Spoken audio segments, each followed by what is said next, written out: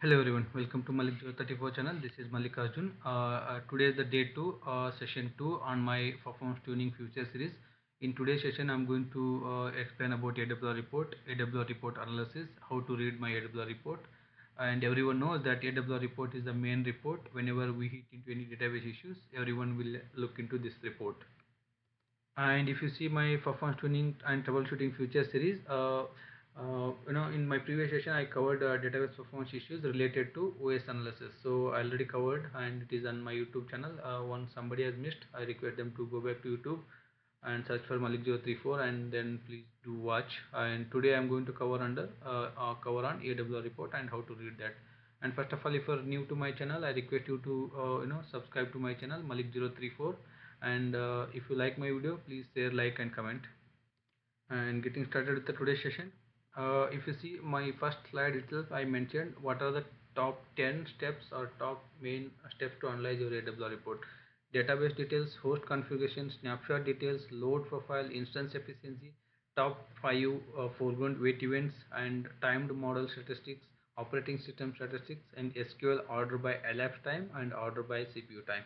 If you look into these 10 sections in details, around 90 to 95% you may find out what is the issue with your database, and you may find out root cause for that particular database performance issue. Apart from this, there are other sections also. I'm going to cover everything in next few minutes. Because why I put these 10 steps, OAWR report is like a ocean. It has a huge report and you cannot read entire thing in 1 or 2 days. It will take a lot of time. So that's the reason you should know what to look and where you have to give more importance. That is why I mentioned these top 10. You have to give some more importance, and you have to look in these areas in details. And before starting with the AWR report, I wanted to understand what is the basics of AWR report. Whenever you say database performance issue, there might be issue from the OS side, or there might be issue from the actual database side. If it is issue from the database machine or OS side, I already covered OS analysis my previous topic. So please go back to my YouTube channel and do watch this OS analysis. And for today's session, if it is a database performance issue, database machine issue, database side issue, and then you have to look into AWR report. That is what I'm going to cover. And what exactly this AWR is? AWR collects and stores database statistics related to problem detection and tuning. AWR is the replacement for my stack pack utility. Earlier we used to use stack pack utility. Now we are using AWR report. And what it will do, which helps gather database performance statistics. It will collect my data, gather or it will collect or gather my database performance statistics. AWR report generates a snapshot of a key performance data. What are those key performance data? System and session statistics and segment usage statistics, timed model statistics, high load and load statistics, and everything is going to be saved in my sysaux table space. Please note this: all AWR report snapshot, everything will be saved in sysaux table space. So AWR provides statistics in two formats. One is temporary and one is a persistent. Temporary will be in my SGA, can be viewed using $v views like $v session, $v logs, and those all things.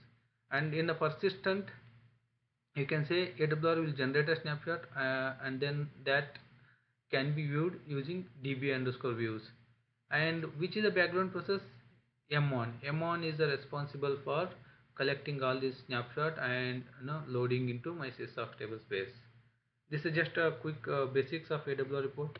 And then some of the recommendation or guidelines before you get into AWR report. One are collect multiple AWR report. Multiple AWR report means collect one on business normal business hours and collect one when you face the performance issue.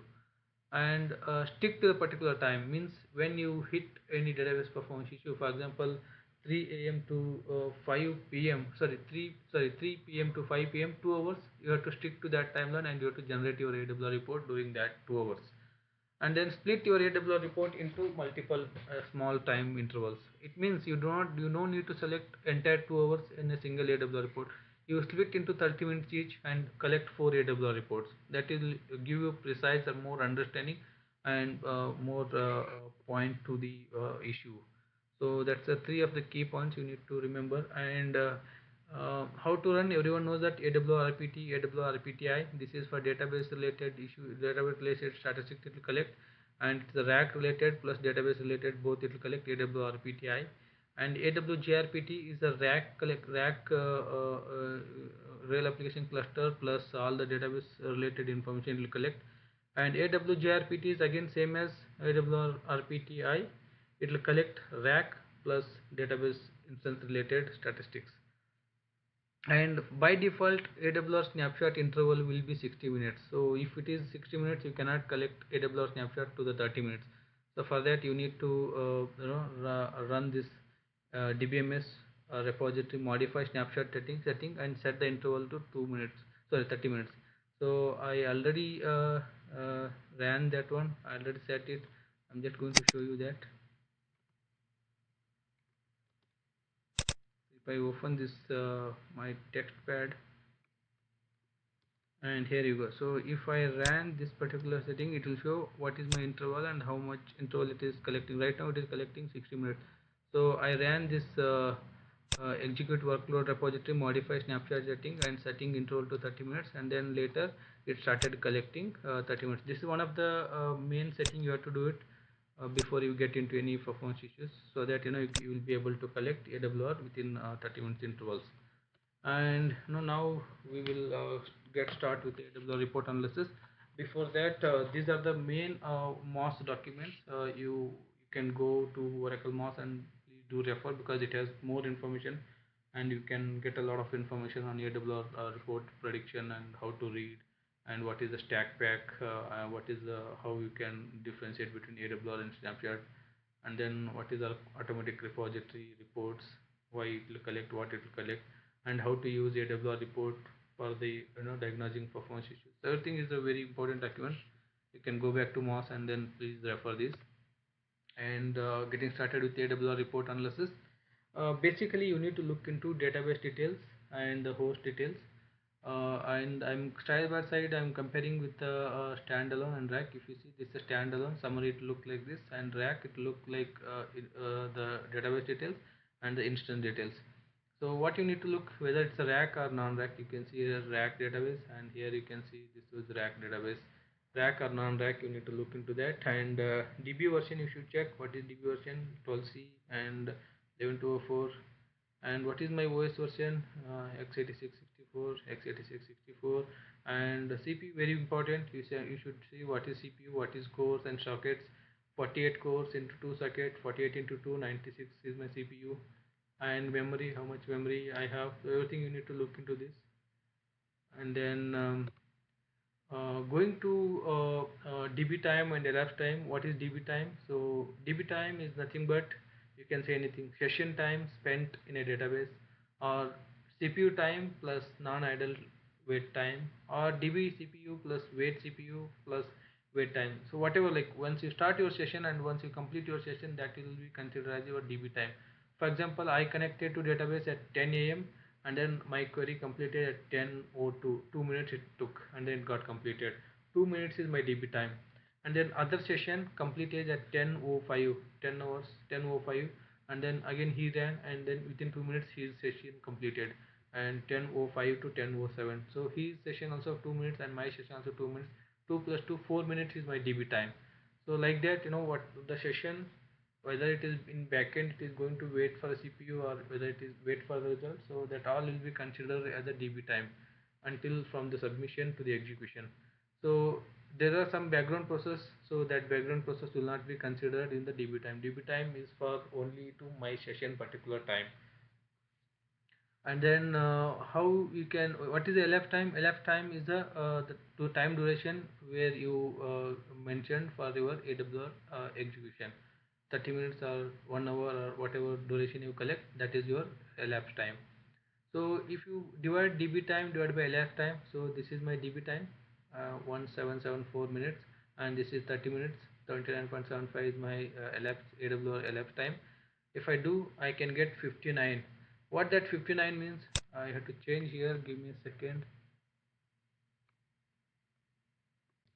Okay, what that 59 means, 59, the average active sessions are 59. The 59 sessions are active during that AWR report when we ran. So that means that is how you need to predict how many active sessions you can find out. So usually interview question what they will ask, what is DB time and what is LF time. So you should understand what is DB time. It's a CPU time plus non-idle wait time, or DB CPU plus wait CPU plus wait time. So you should be able to answer that question. And what is LF time? It is a time statistics collection for collection duration for my AWR report. So you should be able to understand answer that the time duration which AWR report has been generated. So you should be able to answer those questions. And then what is next question what they will go for, what is the next section in the AWR report, and precisely I already opened two of my AWR report, and one is for rack, this is for rack, and this is for non-rack. So I'm going to show you after my explanation. Okay, so next section is load report. What is load report? And usually question what they will ask in the interview is what is load report. Load report is nothing but average active sessions, DB CPU, logical and physical reads, and user calls and execution pass and hard pass and logons and rollbacks and transactions. So all my database related activities will be logged here with the per second and per transactions or per execution wise. That is my load profile. And what you need to look into this load profile, basically you need to concentrate on the physical reads and physical writes. You should look for physical reads, physical writes, and hard parse to parse ratio. If you see hard parse to the parse ratio, that's the one thing you need to look. And execution to execution ratio, if you see here execution to the execution ratio. So execution transaction, executes and transaction, what is the ratio you should look it. And hard parse, where is the hard parse? Here is the hard parse. Okay, hard parse to the parse, it is. So what is the ratio between the hard parse and parse? That ratio you should look. These are the key you should look. If the ratio is more, then and if you get more, it means your database is not performing well, right? Like if there's a hard paths are more, your database is not performing well. And if lot of transactions and per execution, so your database is not performing well, so that you need to look tune. And main other criteria, if you read all this you will get to know what is the redo size. Redo size, if you see more redo size, it means more DML operations are happening at my database. If you see more logical reads, and its logical reads are good, if more logical reads rather than physical reads, so it's good. So you should say okay, database is doing good. And blockchain number of blocks modified during the sample interval. So blocks are getting changed means, and it is doing a lot of physical reads. A lot of blocks are getting modified means a lot of DML operations they are doing it. You should correlate block change and redo size. And if redo size increasing and block size increasing, they are doing a lot of DML operations. So like that you need to understand. And more redo means you should understand like insert, update, delete, a lot of DML operation they are doing it. And what that means, parse means it's a combination of both hard parse and soft parse. And if hard parse are more, it means they are not using that bind variable. So that's not a good sign for any SQLs or any database. You should look into those queries. And user calls, there's other user calls is this much. What that user calls means, it's actually parse, fetch and execute and close. Whatever user PL SQL or SQL, whatever they run, whatever the call they will do, parsing or fetching and execute, those are the user calls. And rest of the things are like physical read and physical write, or they actually your data read or write. And if more physical read and more physical write, so that's not good. So you should predict like that based upon this name. There are so many others it will capture based upon your database performance. And going to the instance efficiency, so thumb rule is always it should be near to the 100% and above 90, then your database is under good condition. And if you see this right side here, uh, non-parse CPU. Non-parse CPU means uh, you can use your CPUs for other than parsing, right? So if you're using your CPUs for other than parsing, it's a good, because you're making sure that your CPUs you are using 100%, and that's a good sign. So you have to make use of 100% efficiency. And latch hit means latches are acquired without having any weight. Without any having weight, immediately I'll get my latch hit. And soft is always good. So you can use, how can achieve this soft for 100% by using bind variable. In memory sort is always good. So in memory sort, you can do sorting operation in memory. So Oracle recommends always you do it if you have free memory. It's a good. And redo no wait. No, redo no wait means it shows whether redo log buffer has a sufficient size or not. If it don't have a sufficient size, frequent redo happens, and it has to wait for redo to flash out. So again in this it is if it is less, and then you need to look for your redo log size, and how many groups you have. You need to look into those areas. And if you see at the left hand side, parse CPU and parse elf time. What means parse CPU and parse elf time? It gives the ratio of CPU time spent to parse a SQL statement. And execute to parse means it shows often the parsed SQL statements are reused without reparsing. So this is good. If you have 100% means it is making sure that library cache will be used, and all PL SQL or SQL query parsed SQLs are be used again. And library hit again, it's we are making use of all our library all this past SQL statement or PL SQL statements. And buffer it means data buffer were accessed directly without any wait. So no need to wait for buffer to get free or buffer to get released. So we have enough buffer space and directly it hit. And buffer no wait means buffer no wait directly access without any wait. If any other process is already accessing that buffer, it no need to wait. So a lot of free buffers already available. A lot of that block is, whenever the whichever block is requested, that block is already available, so that can be accessed without wait. So that is buffer no wait. So this is the straightforward understanding. So you should know that it should be always 100%, near to above 90% is thumb rule, and then that shows your database is in good performance or good condition. And then top 10 foreground wait events. And one of the entry questions what they will ask, what are the top 5 wait events? This is very important. Every interviewer or any interview they will ask, you should be able to answer. There are so many, but these are the one I captured during my AWR report ran. DB sequential read, DB scattered read, log file sync. DB sequential read is means it is using a block by block read. It will read index and then it will read a table. So how you can avoid this DB sequential read? You can either go with the index range scan, or you can check whether index are visible or enabled, or indexes are unused, or any particular any more index we need to create on the particular table.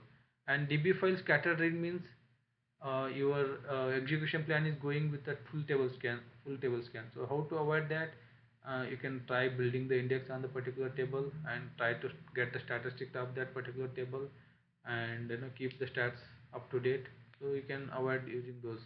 And log file sync, and enqueue transaction row contention, and buffer busy wait, and concurrency class wait, and direct path temp read, direct path temp write.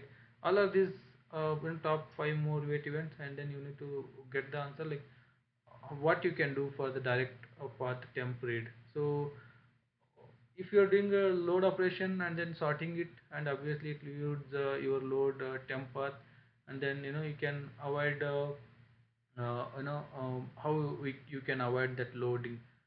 Is there any mechanism you can sort the data before loading into database? Those kind of solution you have to come up with. Buffer busy wait, always like buffer getting full frequently or not, you need to look into that. Whether log buffer, there's a buffer busy wait, you can see two kinds of, whether it is a database buffer busy or log buffer busy. So then you need to tune your buffers by increasing the size, or by using the flash disk and creating your buffer, or else you can use the DB writer, log writer. You can tune them. and the row contention log, like, so these are the just example I give. There are so many wait event you can see, and any five you can answer, and then how you can troubleshoot, you can mention to them. And in this section, the critical, this is actually critical section, because it shows those database events that might constitute the bottleneck for the system, right? So this is the very important, which you can identify which is a bottleneck for your database, whether it is a scattered read or sequential read or cell single block physical read or cell single block physical write, and latche, buffer cache chain, or buffer bg waits, and log file sync. This all you will get it now. So one of the key feature, if you see in a wait class, if it's a user IO or if it is a system IO, that is a usual way you can ignore them. But if you see any concurrency, that is very very important, you need to look into that. So if you see the concurrency, it means your system is not good. So it is a kind of lock mechanism, concurrency, simultaneously two or three processes are looking for that. So you need to try to avoid this concurrency, and you need to check for what is my total wait events, and you need to check for average wait events. And if total wait event and average wait events are more, then again it is not a good sign, you need to look into that. If there is a total wait event is more and average wait event is less, then it is ignorable. If both are high, means you need to look into that, what is that, why it is. For example, uh, uh, uh, uh, read, okay, cell single block read is high and average time also high, means smart scan is not going to happen, so it is not properly happening. So you need to check into your exadata set. This is actually exadata feature, like cell single block physical read and cell list block physical read. These two are the exadata features. So similarly, like if it is the DB sequential read, both are high, you need to look for why it is going for a full table scan, and then whether I can create an index, or you need to analyze those all. And going to the next, and after reading that top 5 foreground weight events, there's a main report in AWR report, and there are so many sections, but as per my knowledge, I am very much interested in 6 sections, and that too, out of 6, 3 are very very important. One is weight events, and second is SQL statistics, and third is memory statistics and IO statistics, and advisory statistics and init parameter. So in the weight statistics, you no need to read all. So what I'm suggesting is timed model statistics is very important, and read that one. And in SQL statistics, elapsed by time and CPU time are too important, you read those. And in memory statistics, SGA breakdown is the one, you just read on that SGA breakdown. And in IO statistics, you can find table space IO stats and file IO stats. So these are like two IO stats, you can read it. And in advisory stats you can basically look into, in advisory you just look for this buffer full advisory, and then in init parameter you just look for that what are my init parameter or hidden files, or just have a look on that. And going to the first, weight event statistics. Weight event statistics, as I said, the timed model statistics is very important. You need to check out what is your DB CPU and parse time, hard parse time, how much time it took in parsing, and what is hard parsing, and what is how much soft parsing it took, hard parsing, and all this. You should understand like where your database is spending more time, like SQL execution time it is spending more time, or DB CPU, like CPU waiting at CPU resource is consuming more time, and parsing your SQL statement or PL SQL statement is taking more time, or hard parsing it is taking more time. Where is more time is spent? If you see here, execution time is almost, you can say 49, and if you see DB time, out of that half of that is execution time, is good sign. If it is a more execution time, it's fine, your database is doing good. And if it is spending a time in hard parsing, then something wrong with your SQL statement. And hard parse elapsed time, again this kind of you need to look into. If it is a more, you need to look into that, but execution time, db cpu are expected one, so those should be high, and percentage of that almost 50%, almost 15%, so it is good. So like that, you need to analyze. And if you see here, failed parse elapsed time, it is unable to parse your SQL statement. So what was that? So something issue from the query side, or some application side. So you need to understand why, what backend query it is trying to parse it. All those, like, you should analyze all this. This basically tells what is my all DB time has been spent or divided into these many areas. So yeah, that's it for the time statistics. Just analyze where your DB has spent more time, and then take a necessary action based upon that. And going to the next, operating system statistics. Again, operating system statistics, in my previous session I covered how to analyze everything, but again AWR report also will give a good overview, like average busy time and average idle time. If the average idle time is more, it is good, like your system is not doing much and your system is in good condition. But if it is the average IO wait time, then there's a very serious concern on your database disk or NFS mount point, or wherever database IOs are happening. So you need to look into your disk performance, and average system time and average user time, and busy time. Busy time, again, that is also not a good sign. You need to look into this all system. These are related to system stats, right? So you can get it from IO stat, IBM stat, and top or free. You need to jump into that server side, and then you need to look into what exactly it is having. The physical memory bytes, and then VM out bytes, VM in bytes. Like if you are having a bare metal and VMs, like what are memories shared across, you need to check it out. And number of CPUs, all this, like everything you need to analyze as OS perspective.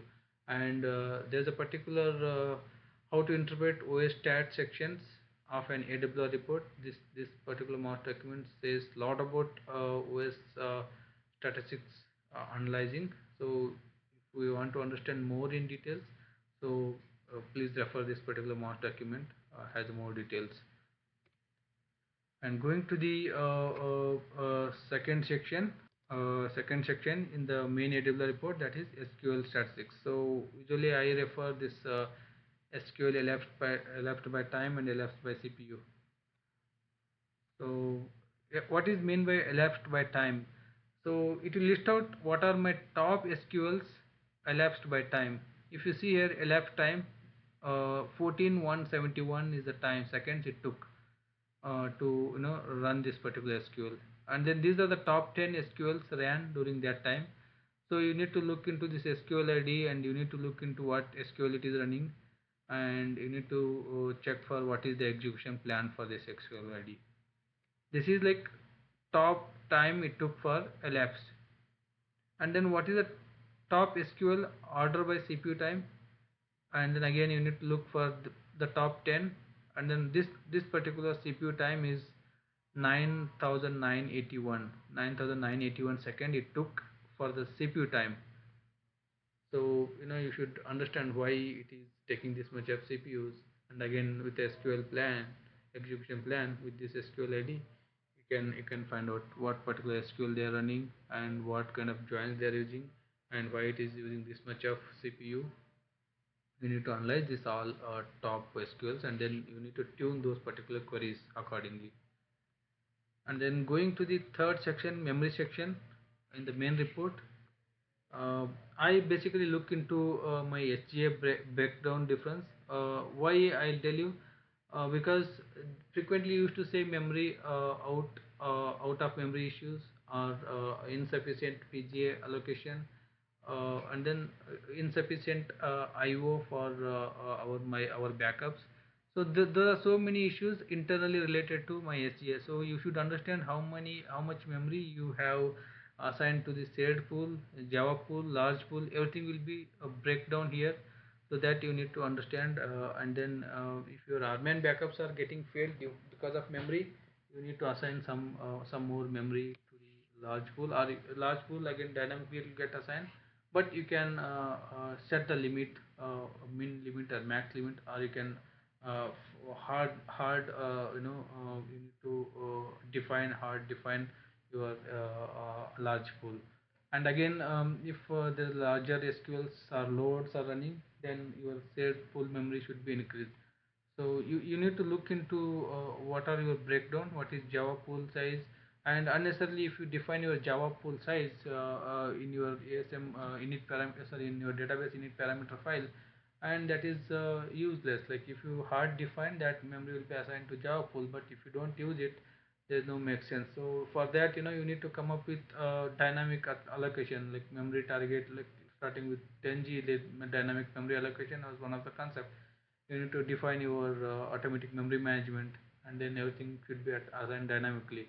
And then during that particular time, how much my SGS and which process are using how much memory, everything you should get to know. And then it will say during that time if any large pool was used, and then you may assume that there's a backup was running during that time, so that might be your or you may be facing your performance issue.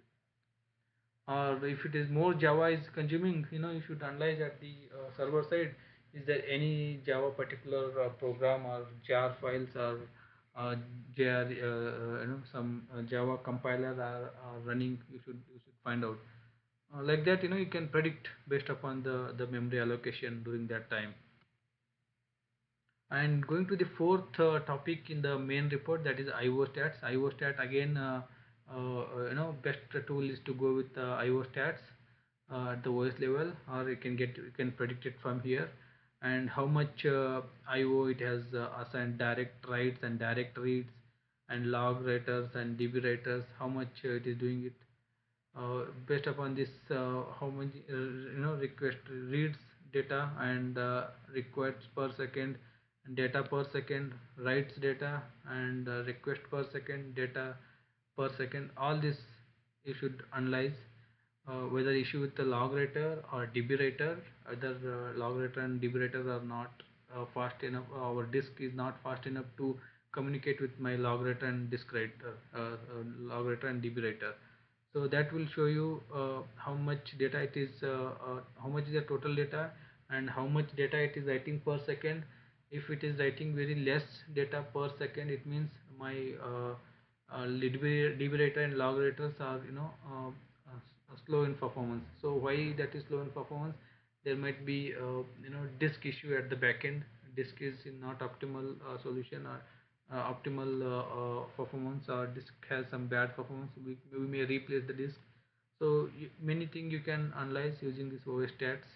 And if there is a direct path read and direct path read, it should be direct path read and direct path write, it should be very fast. If you usually see more data here, if you don't see more data, again it says my direct path read and direct path writes are not utilizing optimal. What is that? Like, is there any index on that particular table, which table it is updating, and is there any index is blocking the direct path read and direct path write? So that you need to analyze using this direct path read and write. And this particular master document will say how to interpret your SQL load by physical reads and physical reads in the AWS section. So if you read this one, it has a more details, and it will say how to predict your IO stats. And then advisory, again advisory, there's a SQL tuning advisor is a good thing, or ADDM is a good thing. You can run on that particular SQL and get what is advice it is giving, and on that particular table, whether it is giving some index creation, or more index creation, or disabling some indexes. It will give some more advanced recommendations. You can refer them, but this better to go over whenever you get a chance. This will not helpful much. You can run it manually at the database level, running SQL advisor or ADDM. That will give a good recommendations. And similarly, this particular master document will tell about how to read a buffer cache advisory section, uh, or in the stack pack report. Stack pack report I'll cover in the next session in details. what is the stack pack and how stack pack and AWR are correlated. And going to the next session, my init.vara is the one, like you will find out what are my hidden parameters, and some are hidden parameters harmful and some are hidden parameters are useful.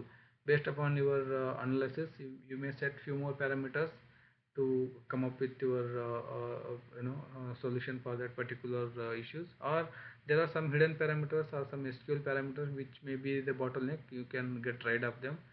You can get it all these parameters here.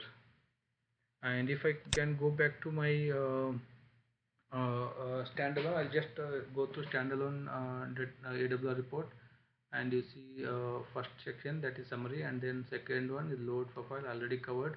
Load profile, the key data is you should get to know, this is like average of all my database statistics. It will give per second or per transaction details. That is a load profile.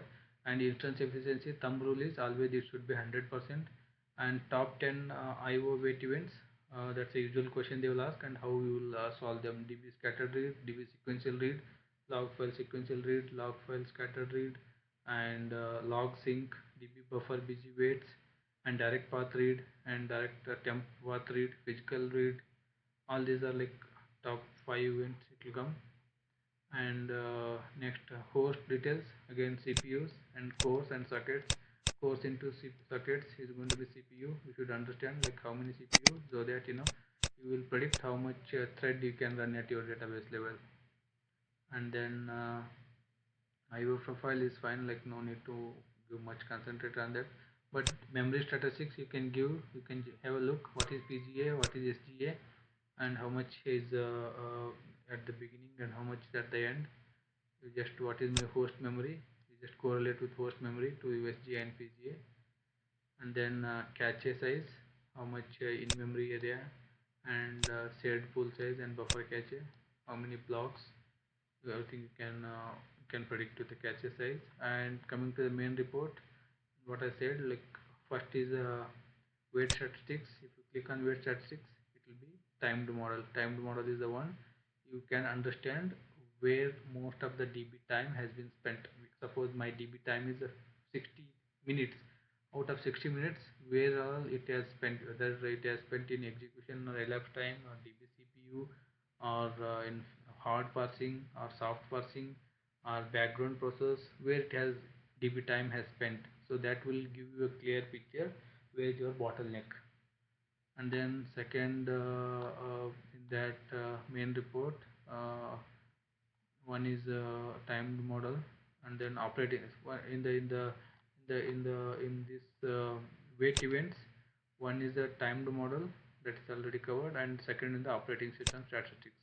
That's the second one. So you should know how your operating system is responding to your database, and what is my idle time, what is my BG time, and what is my CPU time, what is my physical memory bytes, what is VM in byte, VM out bytes, and there's so many, like what is number of CPU cores and number of sockets and number of CPUs, how it has been used, like what is the load average. So everything you can find it out. And user time is more, that is good, and system time is more, that is not good. Why? Your server is consuming more CPUs, that is bottleneck, so you need to check at OS level. So user time is user process is consuming, it's good. And no IO wait, idle time, busy wait. So there's IO wait time is more, then there's IO issue, disk IO issue, disk performance is not good, and everything you need to look into all this. And going back to the main report, that is the first report I used to see whenever any issue. And second report, this SQL statistics. In that SQL statistics, the first two, elapsed by SQL order by elapsed time and SQL order by CPU time. These two are very important, and to tune your any particular SQL. See, if I go with elapsed time, this is elapsed time, and this particular SQL ID and this is the particular SQL is taking this many seconds, 14,171 seconds. So it means it has some issue. And then you can get one more AWR report which ran in the normal business hours. and check for this particular SQL and how much time it took. So that you can get to know bottleneck, any changes in the query or any changes in the table structure or any execution plan change. And then if you click on this particular SQL ID, it will go and it will say what is my SQL statement is. And then try to tune this particular SQL, and then you'll get to know what was the issue, and then is there any change happened. And then based upon this SQL and this SQL ID, you can go back and you can check any execution plan change or what. Similarly with SQL order by CPU time, you can see top CPU consumed queries, like these are the top 10. And then again same process, you just take SQL and take what is my SQL text, and then check for this particular SQL ID whether any execution plan change or any structural change or any stats of that particular table or object involved in that particular SQL are not up to date. All those you can analyze with these two, right? SQL order by left time and SQL order by CPU time, very important, these two for analyzing. And then going back to the main report, uh, one is it is wait events, and the second is SQL statistics, and the third one is I usually go with the memory. Where is the memory statistics? So in the memory statistics, I usually go with the SGF breakdown and differences. So where you will get to know in this particular the performance issue duration, and what are my SGA component and what is memory is assigned. And usually if you see more Java operations and you say some issue at the Java application or Java runtime or Java compiler or your JRE files, or there might be some Java application might be running. And if you see large number of large pool, and at that time there might be some Armen backup was might be going on, because Armen backup use a large pool, and then that might be the bottleneck. So like that, you should understand which memory components assigned with how much memory during that time. Going back to the main report, then I will look for and then if I go back to main report, okay, first one is wait event visa and SQL statistic visa and memory statistics visa. And then next I'm interested in IO stats. That's the fourth section in the main report. I'm going to check in the IO stat by function summary. So this is very important, IO stat by function summary. It will tell how much your log writer and DB writer is performing, how frequently it is writing, and how much data it is writing. And also if you see some kind of physical read and physical write, and if it is data writing is very slow, then there might be some IO issue or disk performance or disk is not optimal. So you can either replace your disk or check for the disk performance by OS commands, and make sure that your disks are performing good. And if log writers are not writing properly, you can either increase you can tune your log writer and DB writer, or by increasing your DB writers, number of DB writers, or increasing the log writer, or you can increase your redo group or log group. So these all you can tune based upon this IO function. And if I can go back, these are the four main report. Usually I look wait events, SQL statistics, memory statistics, and IO statistics. And the last two options like advisory statistics and unit parameter. In advisory statistics, I strongly just have a look on this one, but I strongly recommend you to run your SQL advisor and then get out of that what is the recommendation it is giving at the same time. As I said, that particular SQL advisory will tell this particular master document. This particular master document will tell the how to read your cache advisory using AWR report and stack pack. Or you can run your SQL tuning advisor and then get the recommendations. What is the bottleneck and what are the recommendations? Creating index or disabling the index, or creating multiple index, or creating some composite index, or gathering the stats. What recommendation it is giving? How we can take a necessary action based upon that advisory. And then on the last section, that is my unit parameter. Unit parameter, you just get to know there are some parameters or some hidden parameters maybe bottleneck to my database of, or those are the bottleneck for my performance issue. You can get rid of them, or there might be some suggestion to add some hidden parameter underscore parameters. You can add them, you can take a necessary action. So this is a sample report for standalone, and if I go to rack, again rack has a global report like cluster wise, all the both the instance will be side by side comparison. The cache size you can see instance 1, instance 2, what is the begin time, end time, and how much log buffer, everything it will show. What is the minimum, average, minimum, maximum, everything it will side by side it will compare. And then if I go to the main report and wait event statistics, if I go to wait event statistics, percentage of waits, db time, foreground wait events, top timed wait events, all the same as my standalone report. And if I go to and then if you go with rack, there will be some specific section particularly for the rack. For example, global concurrent service served state, global cache transfer state, these all are specific to rack parameters. So you can go and have a look on that whether any this cache future like gc nq logs or some other related to the rack concept. So those are having a bottleneck. And again, see, this particular interconnect state is only for cache fusion, like block transfer between the cluster nodes, and also the network heartbeat between the cluster nodes, and what are this ip, and then how much is the ping request, how much data are the ping statistics. So these all are particular to rack. You need to look into that, how much response time I'm getting from each cluster interconnects, and how much data transfer is happening between the nodes. Everything you'll get to know with this cluster interconnects. So, and then again memory statistics, same as that what we discussed, and it will be breakdown to instance wise. Then you can see how much memory has consumed with which background process, or which shared memory component, java pool, large pool, based upon that you can take. Similarly, sql statistics, as I said, like basically go with the elapsed time is the one, and the cpu time is to globally, like both the instance wise.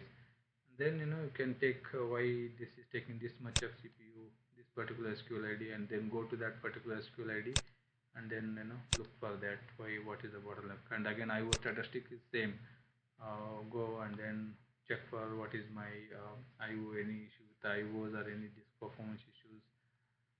Same thing, whatever we read, same thing it will give here also.